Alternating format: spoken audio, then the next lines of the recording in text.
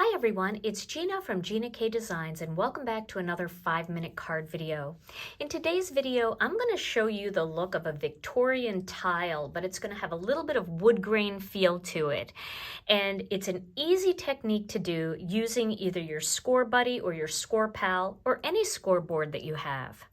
I have a piece of cardstock cut here to 3.5 inches by 4 3/4 inches, although this will work on any size card. Now to make it easy, I took this little star up here that's already printed on the score buddy, and I just put a little Sharpie line down here so I would know that that's the same line. And I'm going to take the top left corner and the bottom right corner and line them up on that line. Then I am going to do score lines on every 1/2 inch. So I've got one there, right? And then I'm going to move. You can move this now to like a full inch mark to make it easy for you to see where the 1/2 inches are. So I just moved it over to the 4-inch mark. So I can go 4.5 inches, 5 inches, 5.5, 6. That one's a little trickier to see because there's a lot of lines. And then 6.5. Oops, that's 6 1/4. Let's go to 6.5. There we go. Okay. Now I'm going to spin this around. I'm actually going to flatten this one back out. See how I did that score line there? I'm just going to flatten that back out. There we go. That's pretty good. Okay. So now I'm going to flip it around again and line those up. Back on that 4-inch mark, I can tell it's the line right next to where I put my Sharpie line. And again, I'm going to do the 1/2 inch marks.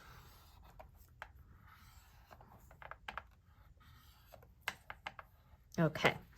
Now I'm going to turn the whole thing the opposite way. So the top right corner is going to be at 4 inches and the bottom left-hand corner is going to be at the 4-inch mark, right next to that Sharpie line.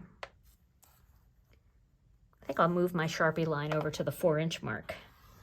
And I'm going to do the same thing again. I'm going to score this on every 1/2 inch.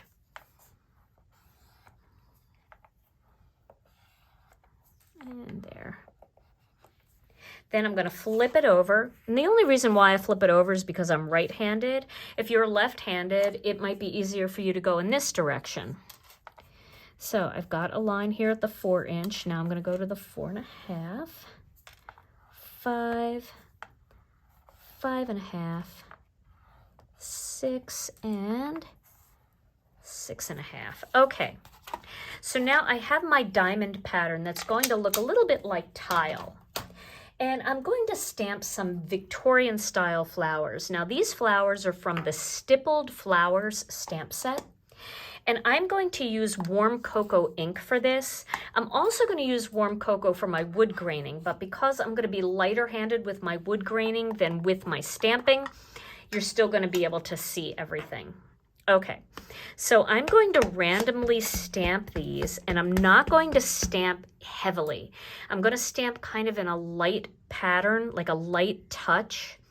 The reason why I'm going to do that is because I don't want it to sink as much down into the lines if I can help it. It's going to sink a little, but okay.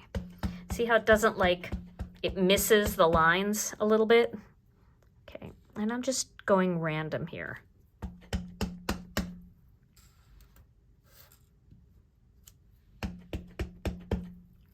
And I'm turning the stamp as I go. Okay, I'm going to stamp off a little bit up here. Down here the same way. And onto the sides. Do a little bit here. There, there, and there. And then I'm going to add one more image. These are the leaf images from the Stippled Flowers stamp set. I'm just going to fill in a little bit again with a light touch. It's okay if they overlap a little bit here and there.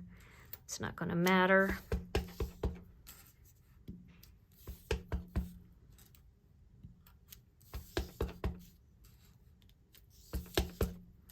couple more. Put that in there. Just trying to fill in everywhere so that there's aren't any blatant openings. Okay, so now I've got that stamped. Now I'm going to use some Ocean Mist ink. And I'm going to take the Ocean Mist, and with kind of a heavy hand, I'm going to swipe down on here, but I'm not going to press it so hard that it gets caught into the score lines. So I'm kind of giving it a little bit of a wood grain kind of thing. I really love this color, but we're going to cover a lot of it up with the warm cocoa. Okay, but we've got a lot of that blue on there. That's Ocean Mist. Now I'm going to take some of the warm cocoa and I'm going to go over the whole thing, and that's going to dull it all up, but it's going to give it almost an antique look because that greenish color will show through.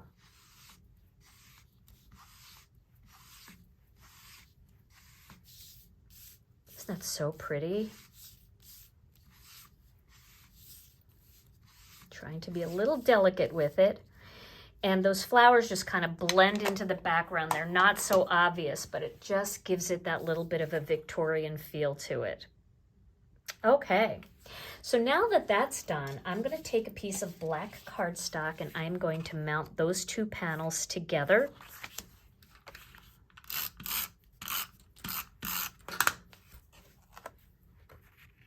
All right. And then this whole panel is going to go onto a white card base. And that really makes all those colors pop.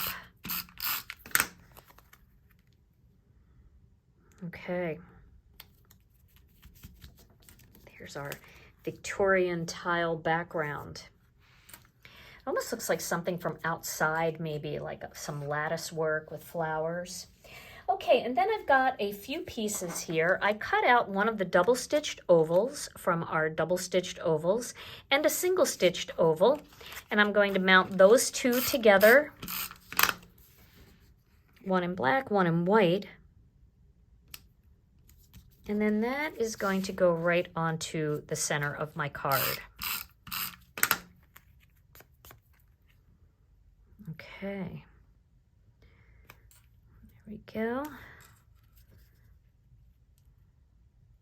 There we go. Okay, so now I have cut and colored one of the larger flowers from the Stippled Flowers stamp set. And I colored it with a color that matches Ocean Mist. And then I just did a little warm cocoa ink blending over it just to soften it up and make it kind of match that background better. Then I have a few pieces of ephemera from our most recent kit. But if you don't want to use that, you can cut and color your own ephemera from the Stippled Flowers stamp set. So before I arrange this, I'm going to pop a greeting in here. So I'm going to get my greetings here. I'm going to use another greeting. I did this earlier in the week. This is the All About You stamp set. And I think I'm going to do I Don't Know What I Would Do Without You. I love that. Such a nice card to send to somebody who's done wonderful things for you. So I'm going to lay that there, and then I want to see how this looks laid out. So I would put the flower here. And then some of the ephemera. It's always good to just give it a check to make sure you like the way it looks before you make the commitment to stamp it, because you could always stamp it on top and have the flower coming down from the bottom as well. Let's just see how that looks. I kind of like that. I think that will be very pretty. And then I have one more little piece of ephemera that I'll just stick up there. Okay, so we know that that's where we want it. And we know that's where we want our stamped image, so I'm going to just make sure it's straight on the oval. And then I'm going to pick it up with the door of the Misty. Okay, now I don't need these things on here now for the stamping part. I'm going to stamp that with some black ink. Now, if you prefer to do everything in warm tones, you could use charcoal brown ink, or you could use any ink that you want, whatever color you like. Okay, I'm going to use my Chucky tool, just kind of gently stamp that.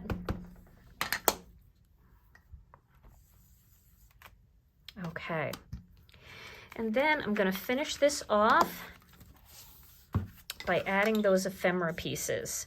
So I know I want the flower to be kind of in the middle here, and I'm going to pop that up with a foam square. Just need to grab one. But before I do that, I'm going to leave my my flower where I want it, and I'm going to slip all the greenery underneath where I want that to come out. Turn that just a little bit. Pop this under here.